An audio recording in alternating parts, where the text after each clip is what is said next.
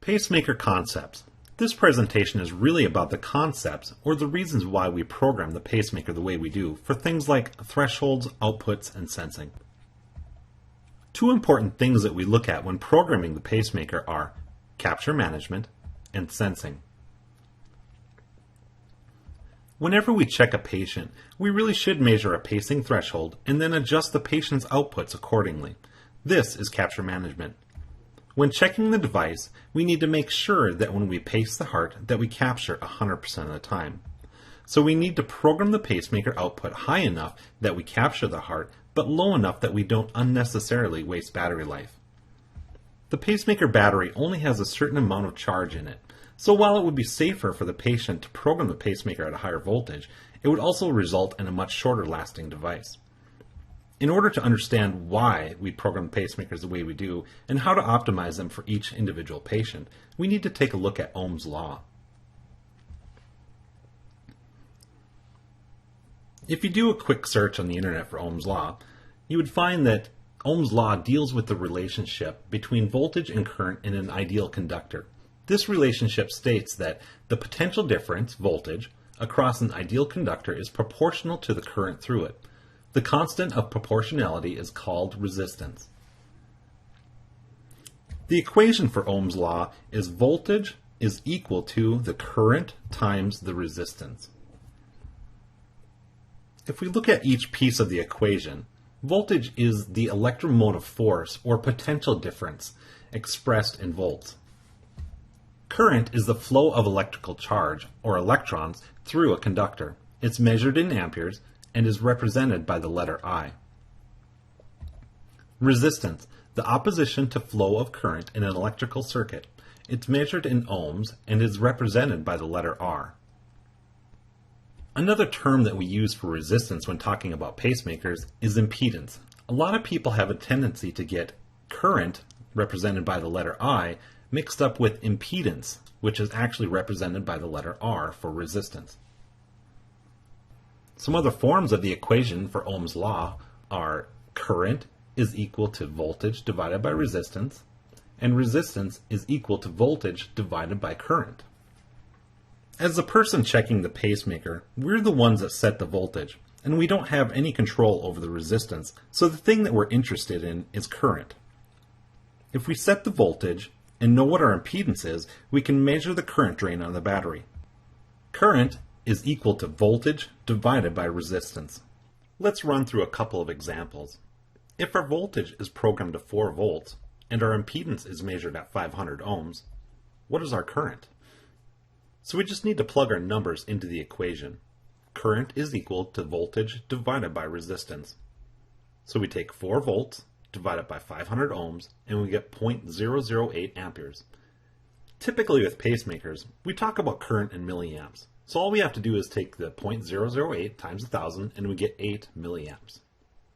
Now I'm going to go through these examples kind of quick, but don't worry, when I get all done with the examples, I'll put them all up beside each other so you can kind of see what I'm trying to get at. Next, let's say we have a pacemaker programmed to 2 volts. Our impedance is still 500 ohms, and what is our current? So we take 2 volts divided by 500 ohms and we get 0.004 amperes times 1,000, we get 4 milliamps. Next, let's say that we have a pacemaker programmed to 4 volts again, but this time our impedance changes. It goes down to 250 ohms. So what is our current? 4 volts divided by 250 gives us 16 milliamps.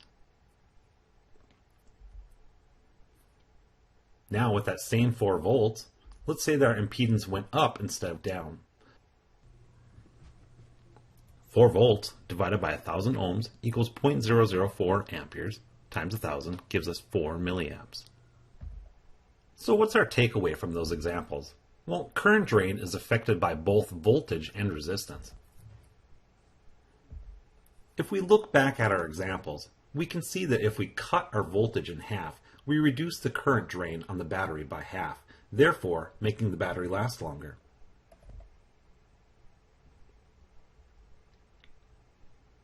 We can see the same thing for resistance. If our voltage stays the same, but the impedance changes, the current drain is affected as well. From the examples, we can see that having a higher impedance will decrease the current drain and therefore will increase battery longevity.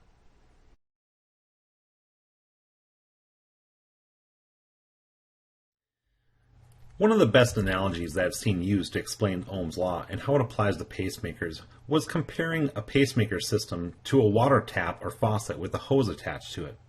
So I did a quick search and found a presentation from Medtronic with a couple of great pictures showing the analogy. In some examples, instead of a pipe coming up from the ground with a tap on it, there's a bucket or a tank of water with a tap and then a hose connected to the tap. So here's a connection. Water pressure in the system is analogous to voltage, providing the force to move the current. The water would represent the current. So when we open up the tap, it's like turning up the voltage. Lots of water flows out, and you have a high current drain. But if we close that tap most of the way, the tap, or the voltage, is turned low, so there's little flow or a low current drain. The thing I kind of like about the example with a water tank versus just a pipe coming out of the ground is the water tank sort of represents the battery capacity. All right. So as you open up the tap, the water flows out, draining the tank. This is also very similar to when we turn the voltage up on a pacemaker. We're allowing that current to flow, and eventually we're going to drain the tank or the battery. So that kind of explains voltage and current flow. But there's another component to it too, resistance. Normal resistance in this case is the friction caused by the hose and the nozzle at the end. The larger the diameter of the hose, the less resistance. More water is obviously going to flow out of a fire hose compared to a little garden hose. This hose with a normal resistance is analogous to a normal functioning pacemaker lead.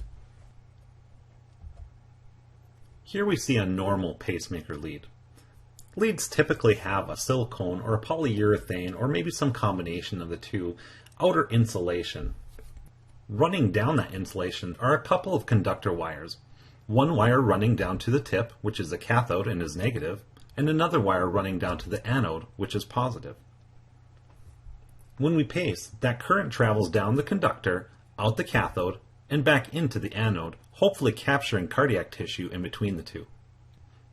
When we measure the impedance of a good functioning lead, we'll typically get an impedance of 300 ohms to 1500 ohms. Every lead's a little different, and they're manufactured to have a different normal impedance, but typically 300 to 1500 will usually suggest that that lead is normal or functioning properly. But what happens to a lead impedance if the lead is damaged? If we look back at this image and take a closer look at the hose in the middle, we can see that the hose has developed some cracks or cuts in the side of the hose, allowing water to spill out the sides. Because of this extra water spilling out, the hose has a high total current flow as a result of low resistance. The resistance of this hose is low because there's more areas for the water to escape from. This is very similar to when we have an insulation failure. If you look at the arrow, you can see that there's a section of the lead that's missing its insulation. It's possible that over time a crack could form in the insulation of the lead. It's also possible for the lead to get some sort of scrape or abrasion on it, possibly from implant. In the case of an insulation failure, we said they would have a low resistance. If the insulation failure is bad enough, the impedance measurement will usually be less than 200 ohms. Now let's turn our attention to the bottom hose. The bottom hose has a knot tied in it, representing a high resistance, resulting in a low current flow. This would be very similar to if we had a conductor fracture. Now, instead of the problem being with the outer insulation of the lead, the problem is actually on the inside with the conductors. At the arrow you can see a definite break in the conductors going down to the tip. When we have a conductor failure, we'll typically have an impedance of greater than 2000 ohms. If you ever get an impedance of greater than 2000, try retesting the impedance in unipolar. If the impedance goes back to a normal measurement, it means that the problem is most likely with the anode conductor. When we pace in unipolar, we take the anode ring out of the equation. The pacemaker becomes the anode, and we pace from the cathode, the tip, to the pacemaker can. If the impedance measurement goes back to normal, it means that the problem is most likely only with the anode conductor. So to be on the safe side, the patient should get a new lead. If one conductor has failed, the other one's probably not far behind. If the impedance still remains high when retested in unipolar, it means that there is a problem with the cathode or both the anode and the cathode conductor wire. Another cause of high impedance can be a bad connection in the pacemaker header block, possibly a loose set screw. So to review, a normal lead impedance is typically between 300 ohms and 1500 ohms. Remember, every lead is different. What is a normal lead impedance measurement for one lead may not be normal for a different lead. Some leads are specifically designed to have a high impedance. Each lead has a manufactured recommended normal impedance range. If you suspect a lead problem, you should always find out what the normal lead impedance measurement range is for that specific lead. If we have an impedance of greater than 2000 ohms, this would suggest that we have a possible lead fracture. If we have an impedance of less than 200 ohms, this would suggest that we have a possible insulation failure. Threshold: the minimum amount of electrical energy needed to consistently capture the heart outside of the heart's refractory period. It may also be referred to as stimulation threshold or pacing threshold. There are two components to a threshold: amplitude, which is the voltage, and pulse width, which is the amount of time that the voltage is delivered. When the amplitude and pulse width are stated together, it's known as the output. Safety margin is programming the pacemaker at a high enough output above the threshold to make sure that we capture the heart consistently. If the patient's threshold fluctuates and goes up higher, we want to make sure that we have enough safety margin so that we always capture the heart when the patient is out in the real world. In order to determine a good safety margin, we first need to talk about the relationship between voltage and pulse width when programming an output. Output. Output is stated as a blank number of volts at a blank number of milliseconds. If we were to draw out the output, it would look something like this. The vertical portion is the voltage, and it represents our amplitude. The horizontal portion is the pulse width, and is stated in milliseconds. So when we're talking about output, we're really talking about the amount of voltage delivered over time. The reason why we have a dip in the voltage over time is because the pacemaker can't maintain a constant voltage for that amount of time. If we start out pacing at 3 volts, it'll probably end up at about 2.7 or 2.8 volts. Another thing that we want to talk about is the strength duration curve.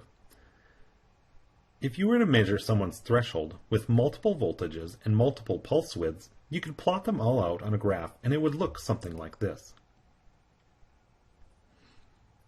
Once again, we have the voltage on the vertical axis and the pulse width on the horizontal axis.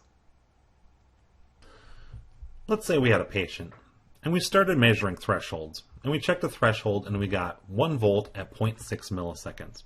If we plotted that point and then retook another threshold and we ended up getting something like 2 volts at 0.3 milliseconds and then plotted that point, we could continue on measuring lots of different thresholds, plotting those points, and eventually if we connected those points, we'd get this curved line. It's a bit easier to see if we add some color. Basically what this curve is showing you is if we program a value that lands in the green, we should have capture.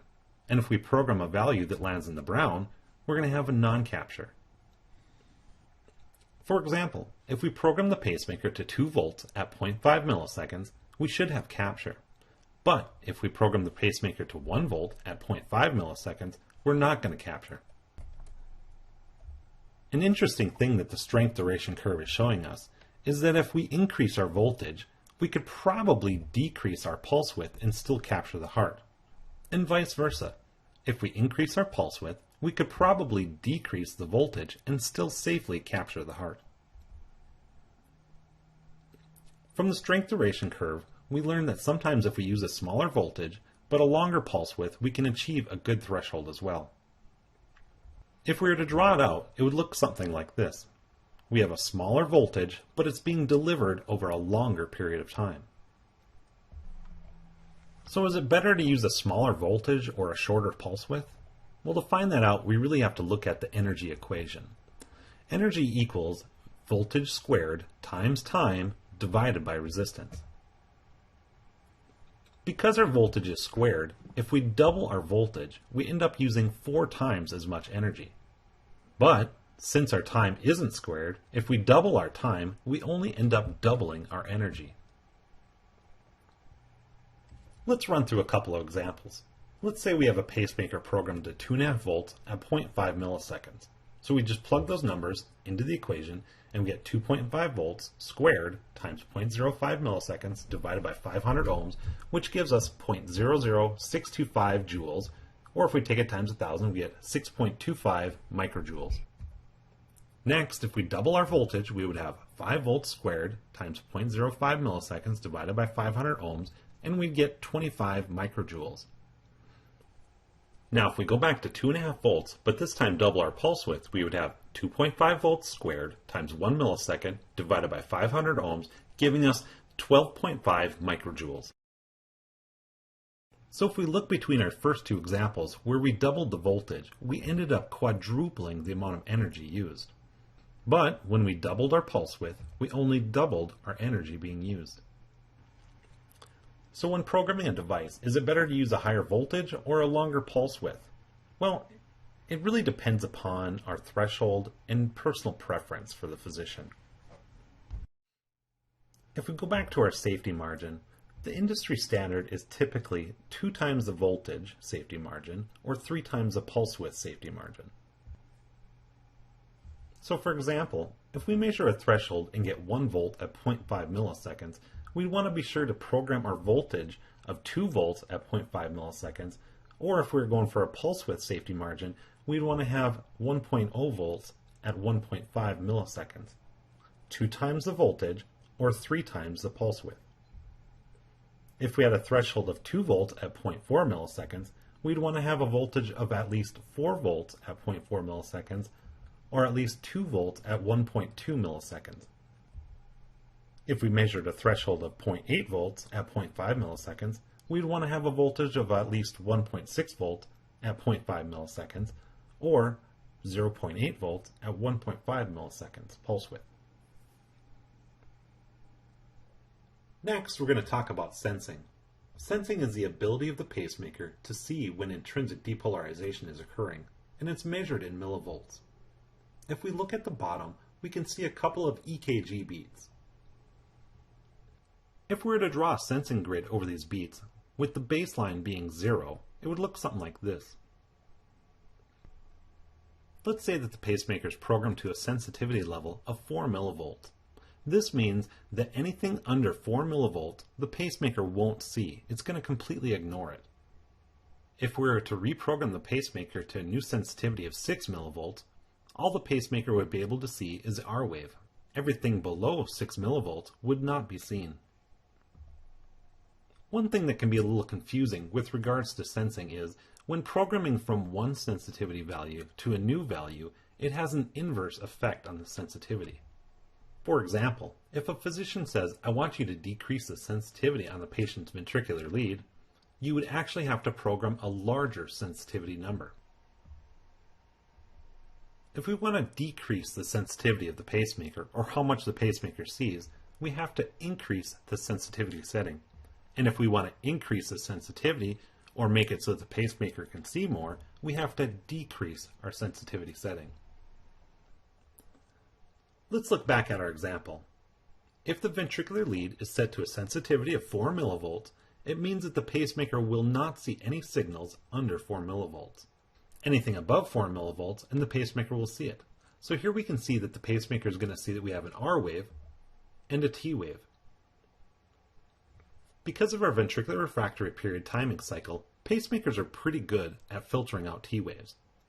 It is possible that if a patient has a long enough QT interval, that some T waves will be oversensed. If that is happening, we want to make this pacemaker less sensitive so that we don't see that T wave anymore. So in order to make the pacemaker less sensitive and stop oversensing the T wave, we need to program a higher sensitivity value. So if we go from 4 millivolts to 6 millivolts, now the pacemaker only sees the R wave and no longer can see the T wave. Think of the sensitivity setting as a threshold. A signal has to cross that threshold in order for it to be sensed. So to review one last time, if we want to decrease the sensitivity, or we want the pacemaker to see less, we need to increase the sensitivity setting. And if we want to increase the sensitivity, meaning we want the pacemaker to see more, we need to decrease the sensitivity setting.